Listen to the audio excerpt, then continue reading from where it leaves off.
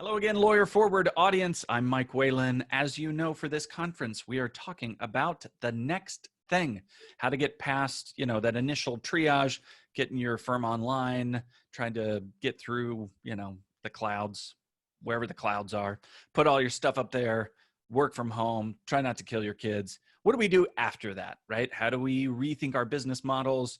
How do we think about delivering different kinds of services, productizing differently, getting new knowledge, saving our old knowledge? There's all kinds of questions to ask.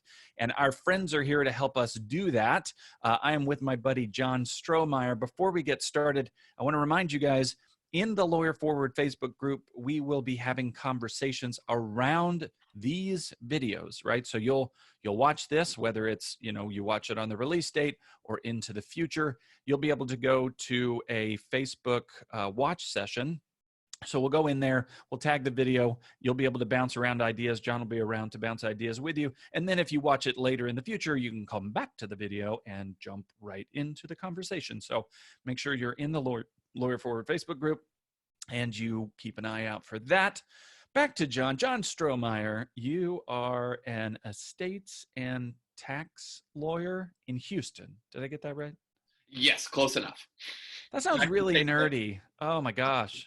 Money, Yeah, I'm one of those math. lawyers who loves, I spend as much time in Excel as I do in Word. It's wonderful. There's probably like a therapy help group for that. John, what are we talking about today? Mike, we are talking about client service issues. And, you said rethinking business models. The first thing I wrote down is we've got to understand what our business model is, because I'm sure everyone has heard service economy. We're part of the service economy. Service economy means a lot of things to a lot of people. It means not only lawyers, but doctors and accountants and engineers and Disney and hotels and restaurants and maybe even Home Depot. I don't know. But that's really big and confusing, and it conflates things that deliver value in different ways. Right. That's not helpful. And I want to help people tease it apart so we can actually improve the service that our lawyers are delivering. Yeah, you and I are both David Baker fanboys, the book, The Business of Expertise, and I know we're going to talk about that some, but he talks about this issue of the service business and the expert business, and it's really confusing for us because we're selling expertise as a service, which is just like layers of confusion. So yeah, let's dig into that. I think if I'm understanding you right, what we're going to do in terms of building for this conversation is we're going to talk about sort of the why, sort of the big picture stuff, and then get into the how and what exactly we're doing later. Is that fair? Yeah, I mean, the first thing I'd put down is the way to, kind of overall theory. People go to Disney for fun, or they used to. People come to lawyers for results. And the result, there's a tangible difference in what we're doing. To pick up on David Baker's repeated phrase, which is, I mean, it's not his, but it's awesome. They come to us to move the needle on something. They go to Disney to have fun. They're going to spend their time well versus having us do something so they don't have to spend their time on us doing it. Huh. And so it'd be nice for us to talk about lawyers as consultants, lawyers as big picture thinkers, but it's sounding like if we're not moving the needle, we have created our own trouble. Right. I mean, it's there. I'm not a litigator, so it's easy for me to say this, but as a lawyer, if I don't move the needle for my clients, if I don't produce tax results, improve knowledge, kind of consistent planning, moving the ball forward, getting something done for my clients, if I'm not doing that, have I earned my fee? And, for me, it's easy to say, look, we put estate plans in place, we resolve issues with the IRS, we get probate completed. That is moving the ball forward. Right. Where I think this comes in the litigation context, I mean, sure, in a family law setting, you're probably familiar with this, like, there are a certain amount of rights, and if you didn't show up and protect them, potentially your client would have gotten away with zero. Like if they walked out of the divorce and they had absolutely nothing, that's probably more on you if you were involved than your client. There's a certain amount of right. you're looking up and to your right, which means you're thinking. Yeah. And I like Yeah, I'm I'm thinking. elaborating, like, but I, yeah, think about I it mean, as for me, like, I'm always coming back to this nerd, issue of the supply chain, and I guess the way I try to analogize it to lawyers is I say, in any transaction, you go to Walmart, there's the supply chain. It is, you Mhm. want a doll, how did they get the doll to you, right? This is the moving the needle stuff.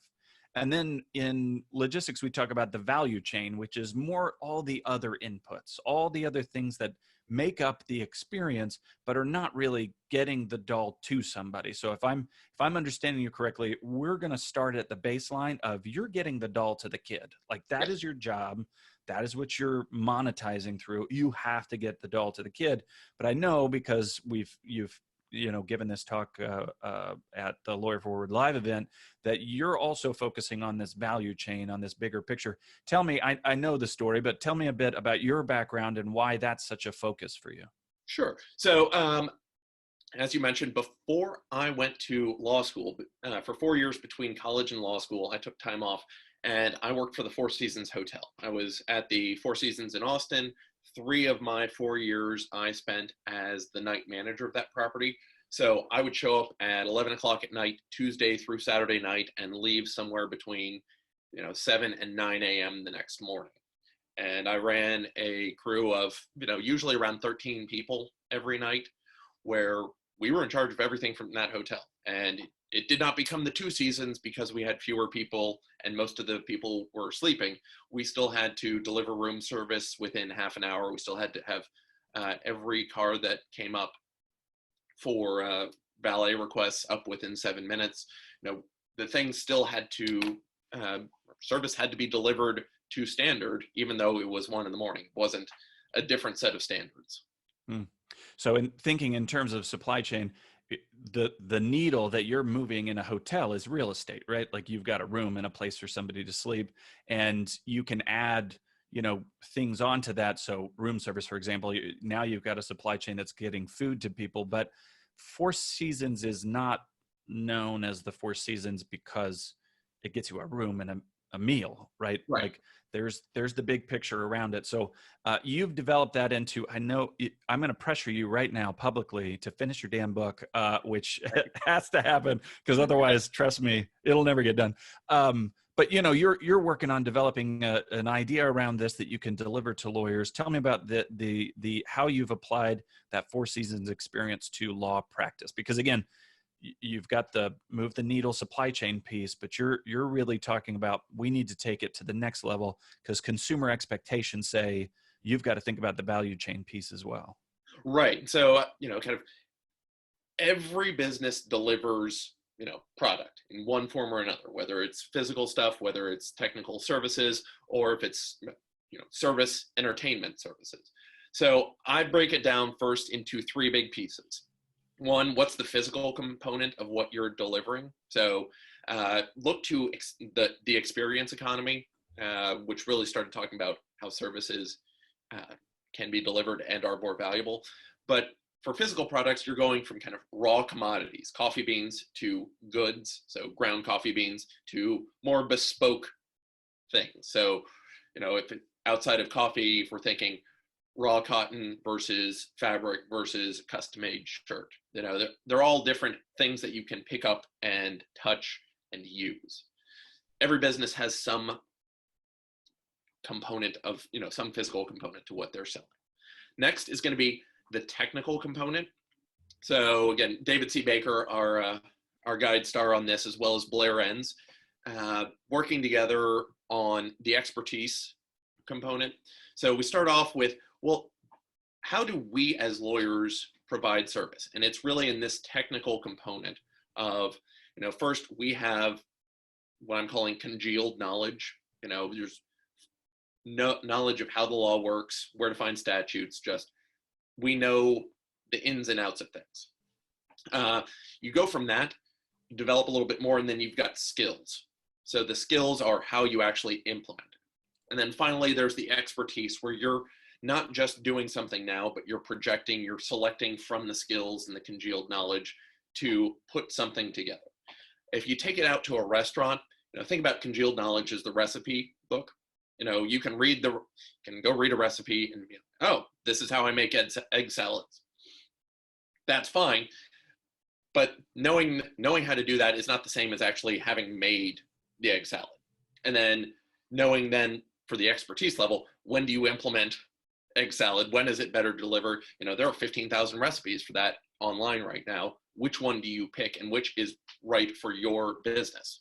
So, in our case, when do you use which form motion for summary judgment or which argumentation idea? You look like you're about. I'm blown away.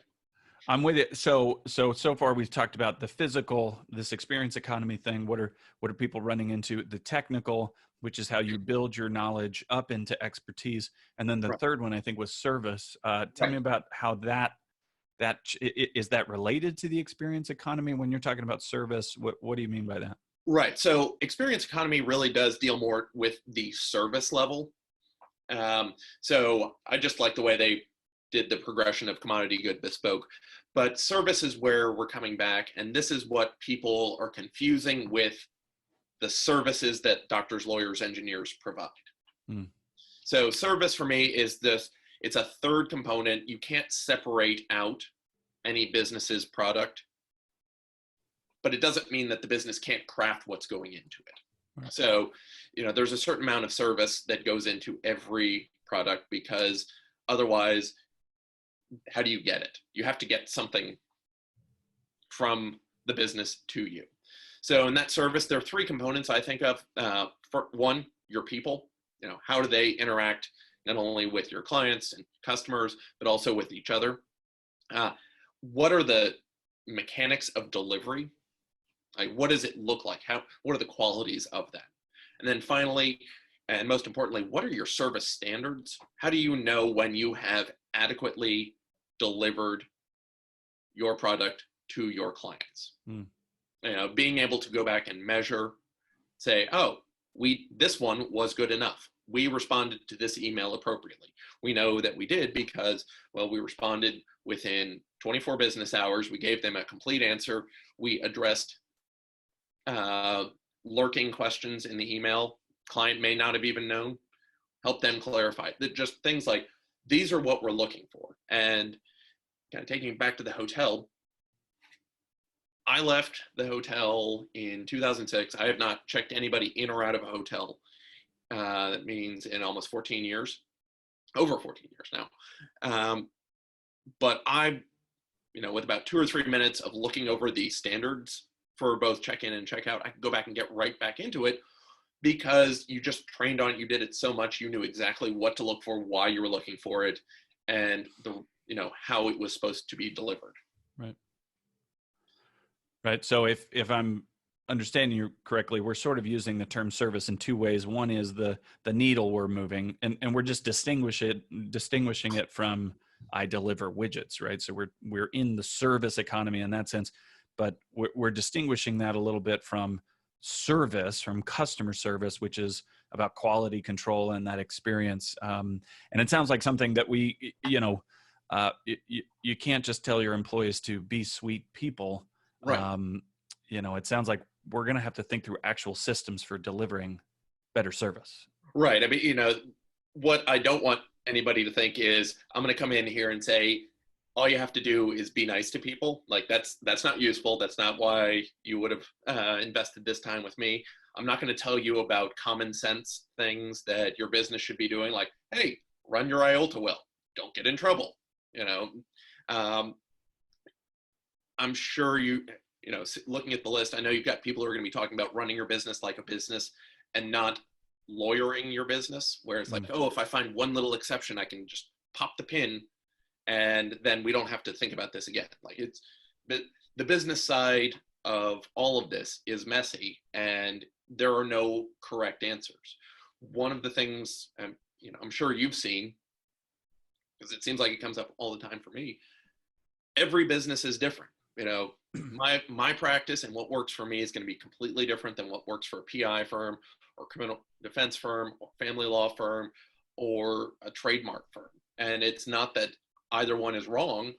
It's our clients look for different things and have different needs, and Mm. we need to satisfy them in different ways.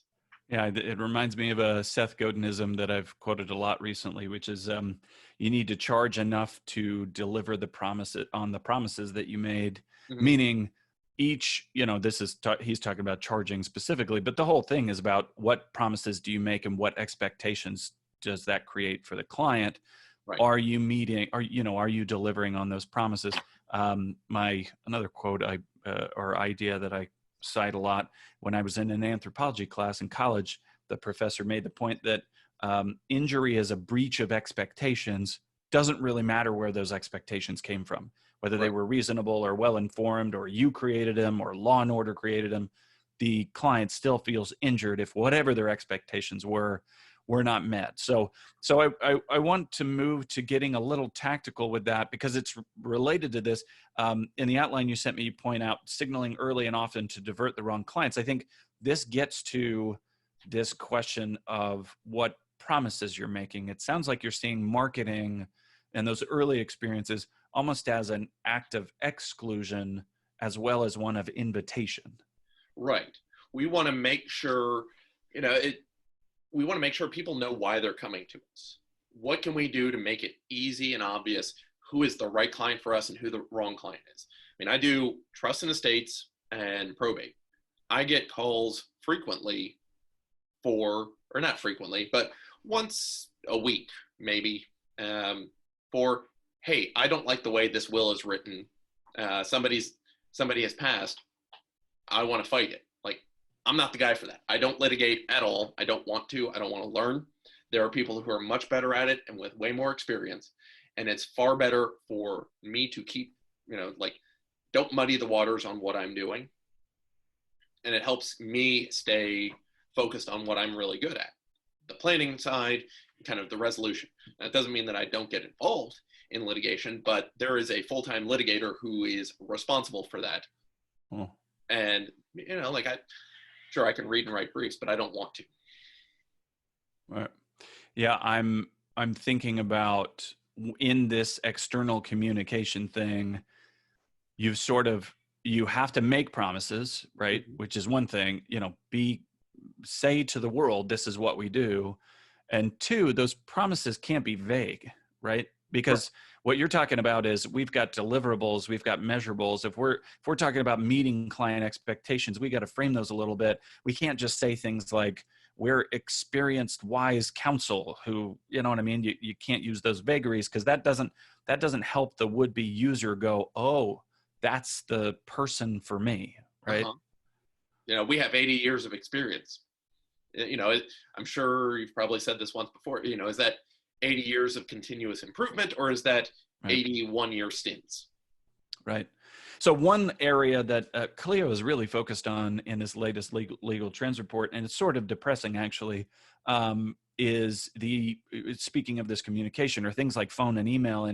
And we had George Saharis on talking a bit about it from Clio, and Maddie Martin also did a session that talked about this as well. But the data from their report about how few attorneys just communicate is pretty depressing.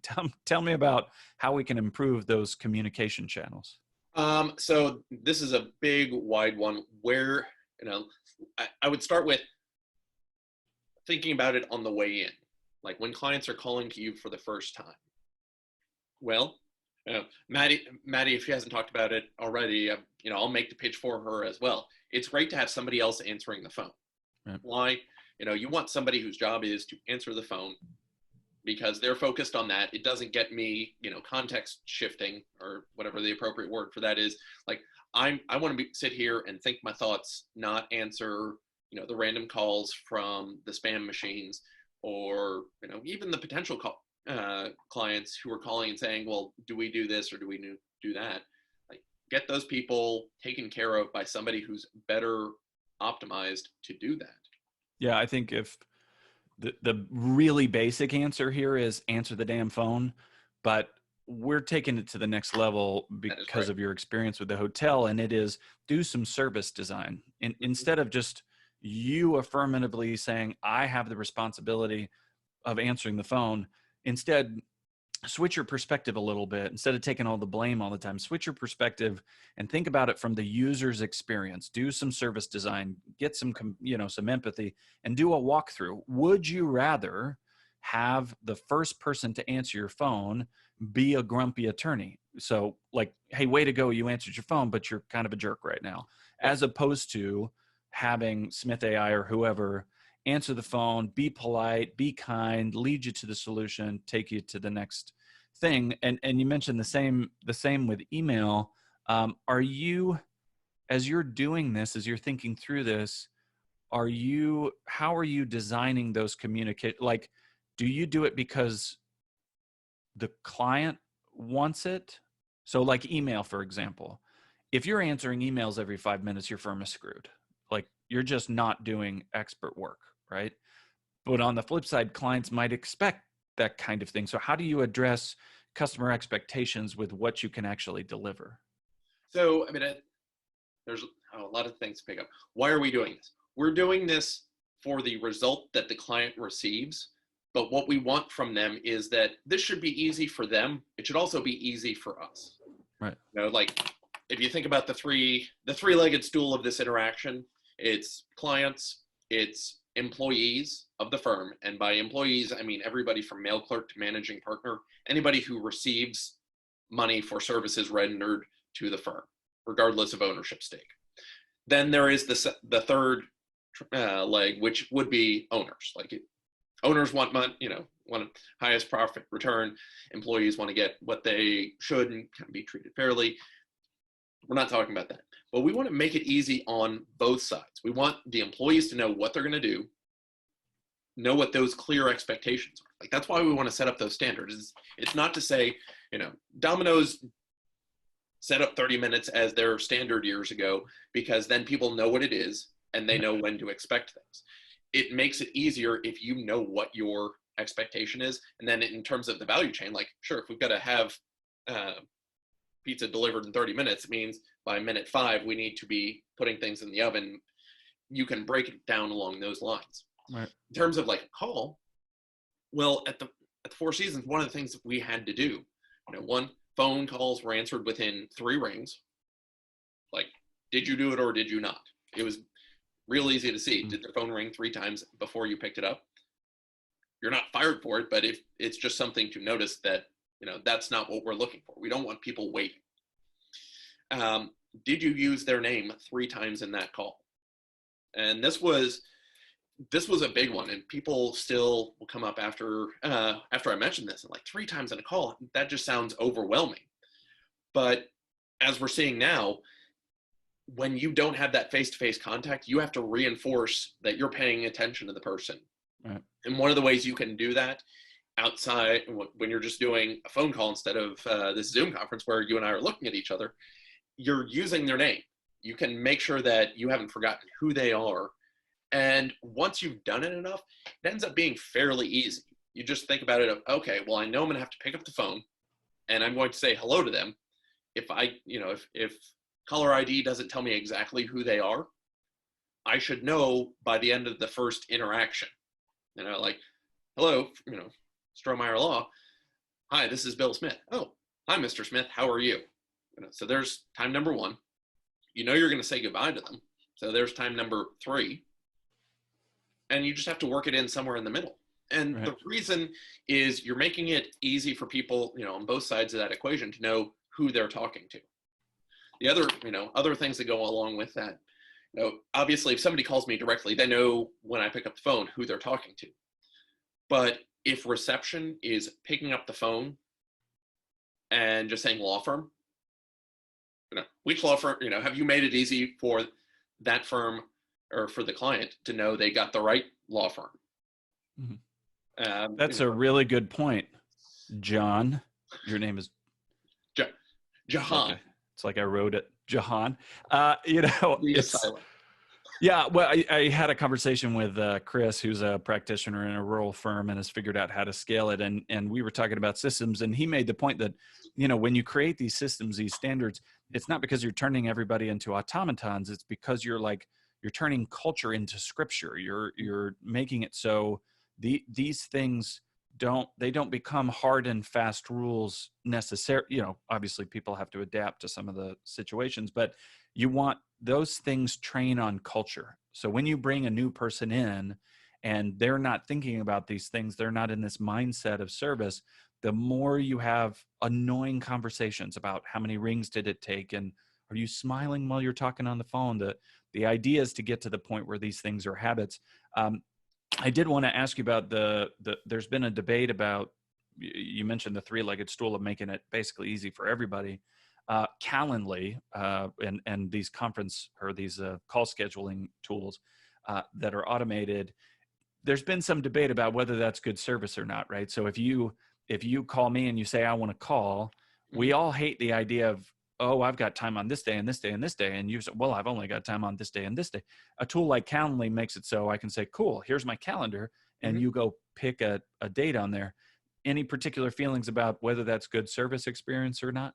So I think it's a great service experience. I have been a paid Calendly user for 3 or 4 years now. Like I love them. Right. They are great. I wish they would pay me to say that. Anybody from there, like, can be purchased. Right. The reason it's good, and it comes out of the Clio Legal Trends report, people, they're looking for self-service. Like that's why chatbots are growing. If you, I can't remember where I saw it, but it was within the last month or so. Somebody went to a website, thought they were clicking on a web chat thing, and it immediately started dialing the business. And they're like, that is absolutely not what I was looking for. Right. And that's the thing. People do want some amount of self-service. Picking a time that works for you works. Like when I send out Calendly links, most of the, some of my calls I have scheduled at certain times of day. Like new client calls are either in the morning before 9 a.m. or after 5 p.m. I segment them at the end of the day because that's generally where people are freer, and it stops me from getting interrupted in the middle of the day. For something like that, I'm also saying, hey, if we need to find something sooner, we can find something sooner if your schedule just doesn't even allow for that. But I also had a call come in this morning, or an email. Somebody is, doesn't have long to live due to lung cancer. Like, I'm not putting them through Calendly. I just, right. Like, here, I'll call you this afternoon once I get done with a bunch of other things that come first. We will figure it out. Right. Like, you're an emergency situation. Yes, you do get to go to the front of the line. So it's not, as you said, like, we have the guidelines. We set up our procedures and standards so we know what to do. It serves as the guide rails. So, taking it back to my hotel analogy, like, there are 21 things to do when you check in at the Four Seasons. At any point, somebody could say something and you get diverted.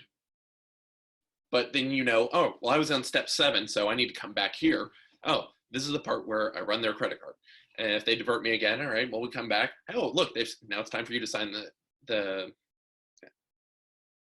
registration form.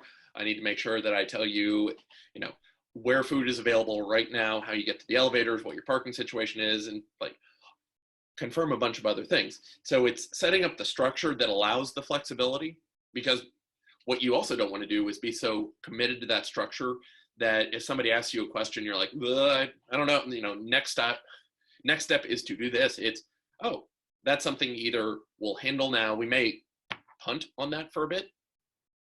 If somebody says, oh, how do we file this appeal? Well, let's get through the trial first. Right. Yeah, I wanted to talk to you about punting because this can be overwhelming when you get started with this, right? Because like the idea that there are 21 things to do when you first start. Obviously, when you started the Four Seasons, it wasn't a new business, right? That they had been working on these systems for a while. And when I was in law school, I read a book called The Firm of the Future by Ron Baker and a co-writer who I can't remember. But they talked about these high levels of service as a differentiator, right? They used Nordstrom over and over again as as an example. It's easy with these things to feel like I really need to care about having 8 types of espresso in my office. How do you define at this stage what is service that people care about and what's in that bundle of stuff that's like okay, that's nice, but we're not talking about that right now. So the 8 types of espresso, like you need to focus on what your business is. And so I'd drawn this little thing earlier. Here, yeah, there we go. Picture time. Look at me. I'm mildly, yeah. So we're thinking about, like, our product is composed of 3 different things. Ultimately, any business is only delivering one of these 3 things. You're either Those were the technical, physical, or service. Thank you. Lego. I love Legos. I've built a few of them in our recent times. I believe that. Yeah. They're primarily a physical products business. Have they supplemented with service? And like the technical product for them is whatever their formulas are, like however they've designed their product so it snaps just the right, that so satisfying click. But ultimately, they're selling a thing. It's not a commodity. I'm sure you can get bespoke. As soon as I can order that Golden Girls diorama set, you bet I am. Then I'm in. Yeah, but they're selling a thing, right. And it gets augmented. The value gets augmented by like the technical product, like intellectual properties. When they slap some Star Wars skins on it and produce those kits, those are worth a little bit more because they've got to pay for the IP, and the IP brings value to clients. Technical businesses like us, people don't come to us for a physical product as a lawyer. They don't come to us for the service aspect. They come to us for the technical, move the needle. They're not, yes, it's wonderful if we give them a good experience. And I'm not saying we should not give people a good experience. But no matter how good your experience is, if you don't deliver on those technical results, like, you're just not doing your job. And I know, I know there's stories are out there like, oh, well, we lost my case, but yes, I don't think that's wrong.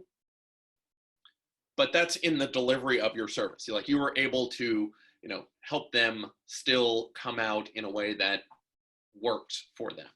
It's interesting though, because I think you're sort of trying to figure out where to put the human capital in those 3 categories, right? So Lego, they don't spend their human capital on continuing to develop new locking mechanisms or whatever. They created their intellectual property through a lot of work, right? And it was early, and they worked pretty hard to create those things. But once they created them, now they can do a whole bunch of iterations, and so the human capital is now expended in repurposing. I think maybe for lawyers, we are a technical business, but then we think about our technical work in the way one would service work, right? Because customer service is human intensive. It's right. People, right?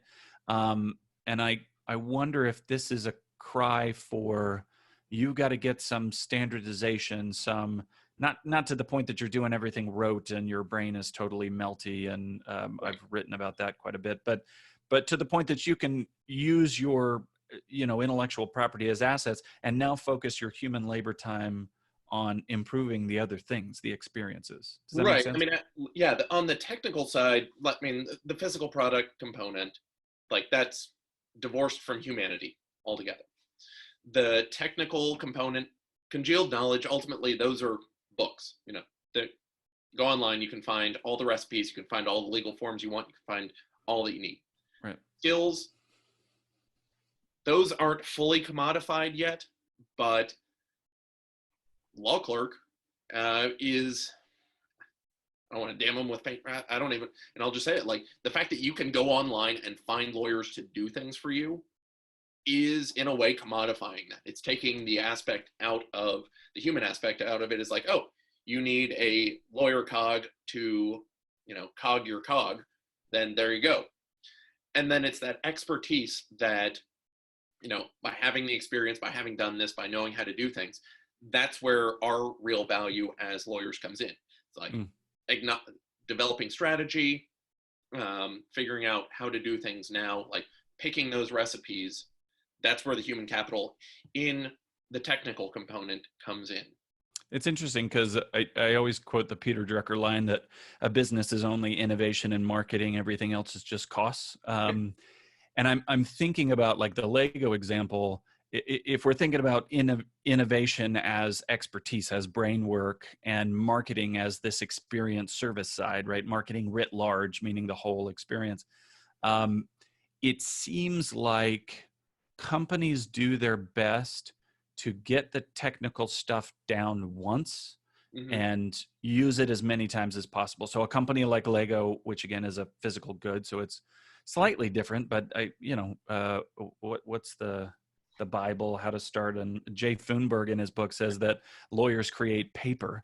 I've gone back and forth on whether I think that's real or not, but the point is, you're trying to capture and solidify your knowledge as much as possible so you can focus on, in the case of innovation, new knowledge or new delivery mechanisms or new ways to use what you already know. And then the marketing part, this focus on service. It seems like, I guess my point here is, we lawyers tend to rest on our lawyers and laurels. I Hmm. made that confusing.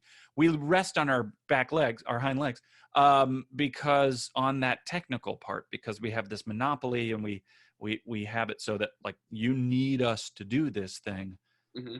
in a world in which that's not true. And frankly, it's not true now. If you look at the data, 4/5 of legal related issues are not handled with a lawyer. Right. And most of those because they're choosing not to use us, not because they can't afford us. That's a bit of a fiction, but um, you know, we really need to get the technical stuff down, but then work on those other two things, either innovation or service.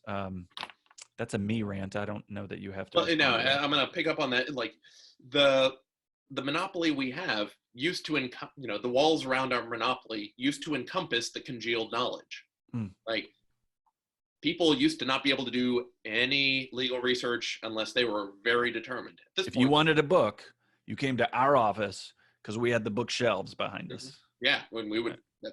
that's why we took pictures like that.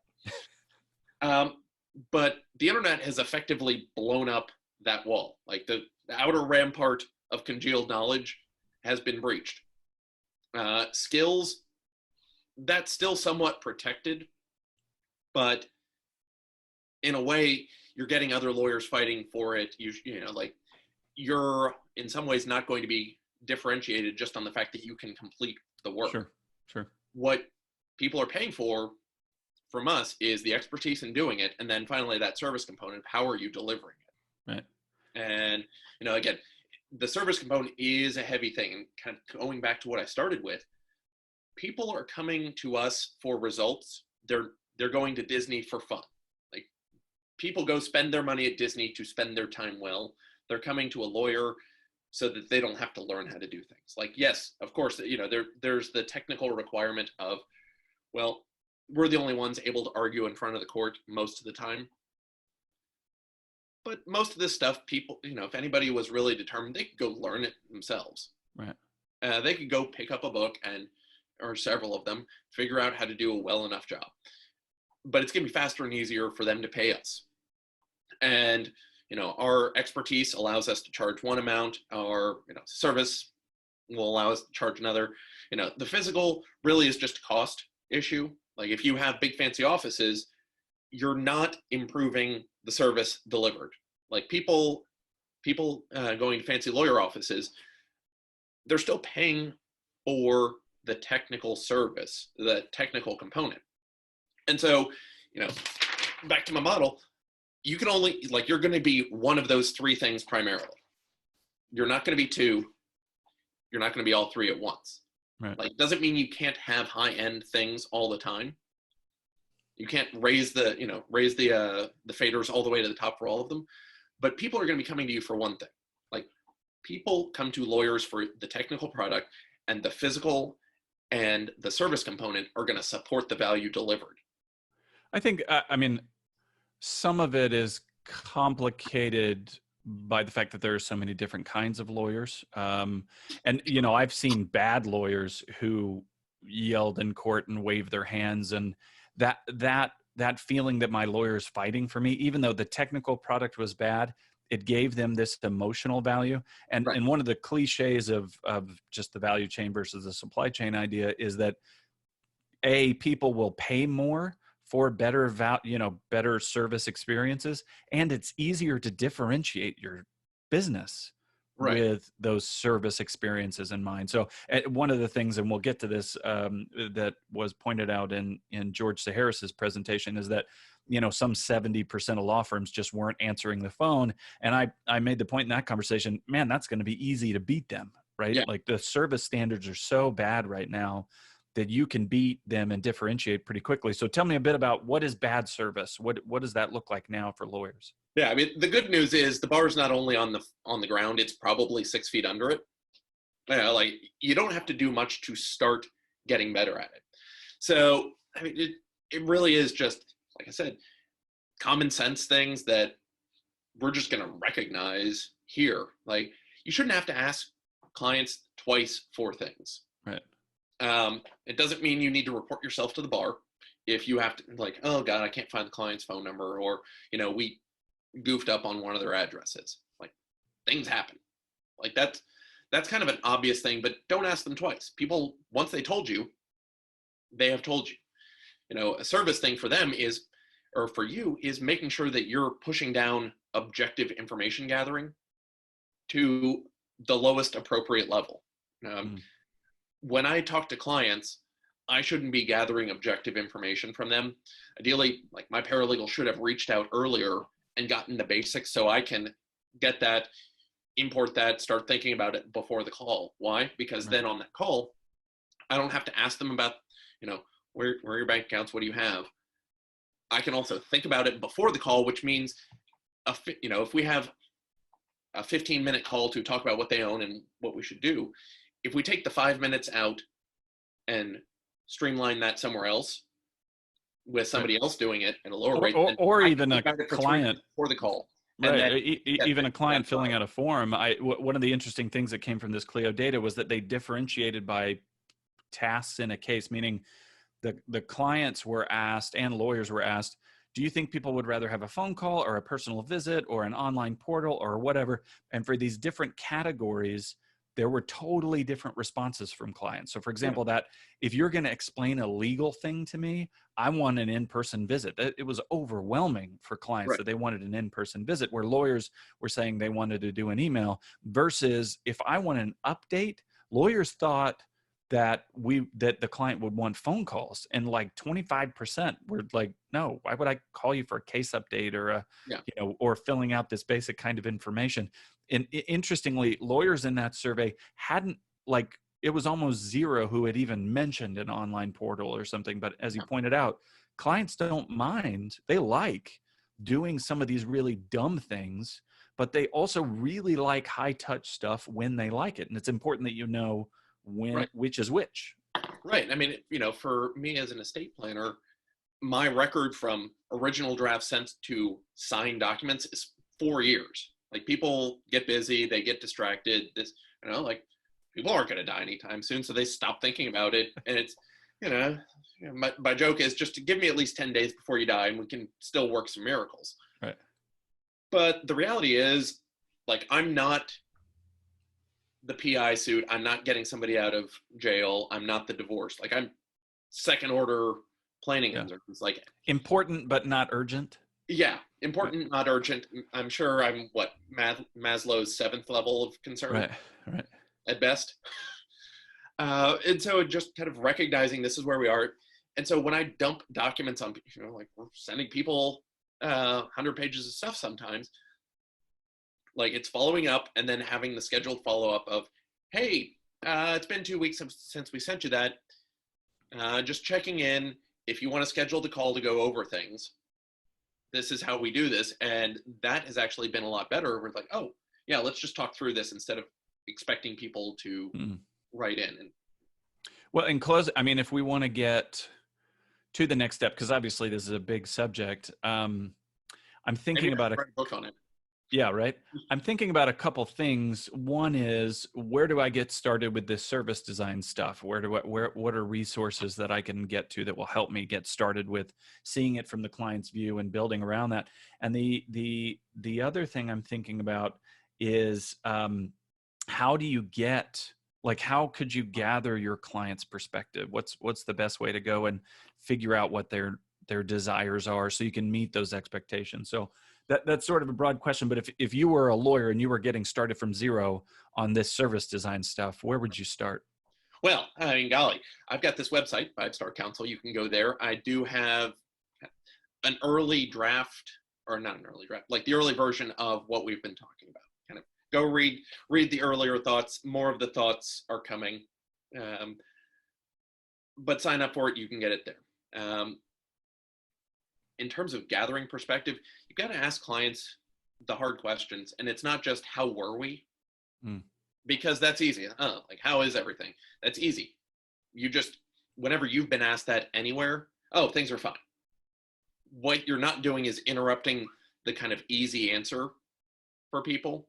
Right. Like, their easy default answer is, I just want to say no. And what you've given them is the right to easily say no. You've got to ask the question in a way that invites them to give you actual feedback. And you can't ask kind of the yes or no easy answer question. It's not, did we do okay, but what could we do better? And there's not I mean, they can say, oh, everything's fine. But when you ask it that way, you'll find things that were, the little annoyances. This is what didn't work for us. Yeah, I think there are some clients who you're only going to be able to ask for a net promoter score thing. If you guys aren't familiar with the net promoter score, it's become religion now. That's a whole other conversation. But you ask your client, how likely are you refer us to a friend or family, and then based on a 9, 10 as a positive, whatever the middle number is as a neutral, and then below like 6 is a negative. And then you can get a total score for that. There are going to be, most of your clients, you'll be lucky if they answer that, right? If they just push a button with a number on it. Getting feedback is hard, but you're going to have some clients who you can do a full walkthrough with. You can say, look, I want to get you a steak dinner. What I'm going to ask you to do is to be my feedback resource. Obviously, you've got a statistically less significant sample size if you're walking a few people through, but that kind of qualitative analysis where you're walking people through the experience is really important, because you are stuck in your perspective. And just being able to switch, even if the client doesn't give you the perfect answers, right? If it just gets you to walk through, and the client will say, this table seems weird. And you'll start thinking, ooh, maybe I should do this instead. You would never have been prompted. Yeah, the table is weird. But you'd have never even been prompted to think about the stupid table because you're doing other stuff. So yeah, I would definitely try to identify which of your clients are those you can get deep into a walkthrough with, because they exist, and you've got to have the ability. And that was like at the hotel, we had secret shoppers a couple times a year. Right. And just walking through, what do you expect of yourself? Are you actually delivering on it? Ta-da. Right.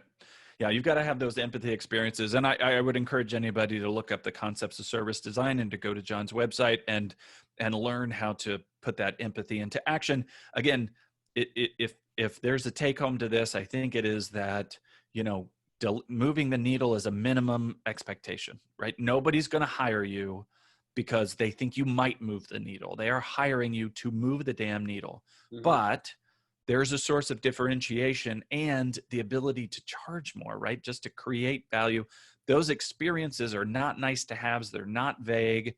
They mean something to clients, right? There's a ton of data that shows that these experiences matter to clients, and it makes you more likely to shop at Nordstrom for the same shirt that you could get over at JCPenney, just because of the experience. So, yeah, I mean, if you think about it this way, the Four Seasons and Best Western deliver ultimately the same experience. You can sleep in a bed that will be clean and have a working lockable door.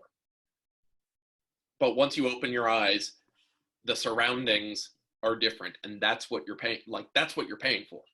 Yeah, which is not for everybody, right? Like, sometimes I really just want to stay at a Motel 6 and go to sleep and wake up in 4 hours. because I'm driving somewhere. Like I legit don't care. Yeah. But you know, again, these experiences will differentiate. They exclude some people. They invite some people. It's a great way to think about your business. John, I appreciate you as always. John has come to the live event. He's been supportive, and I love the work that you're doing, and finish your damn book. For all of you who are watching, remember that in the Lawyer Forward Facebook group, we're going to be creating a conversation around this. What I hope you will do is go there and just ping around some ideas about little service tweaks that you can do, and especially how you can get into your clients' minds, right? Like, we'll have a tendency, I think, as lawyers to get together in a room and say, oh, I did this thing that I came up with by myself. I did this thing that I came up with. Don't do that, right? Talk about what your clients are talking about, how you can get more input. We'll do all that in the Facebook group. Look for the session. John, again, if people want to get in touch with you, you mentioned your website. What's the best way to connect with you? Website, you can also send me an email, john@strohmeyerlaw.com. So I'm assuming you would have put up my complete spelling of name. Yeah, and you spell Strohmeyer with an S, I think. Yeah. Thank you, John. Though. See what I did? It's like it's on the back of my hand. John, you're a good man. We're writing it all down. I appreciate you, brother. Thank you, guys, and we'll see you on the next video. Thank you.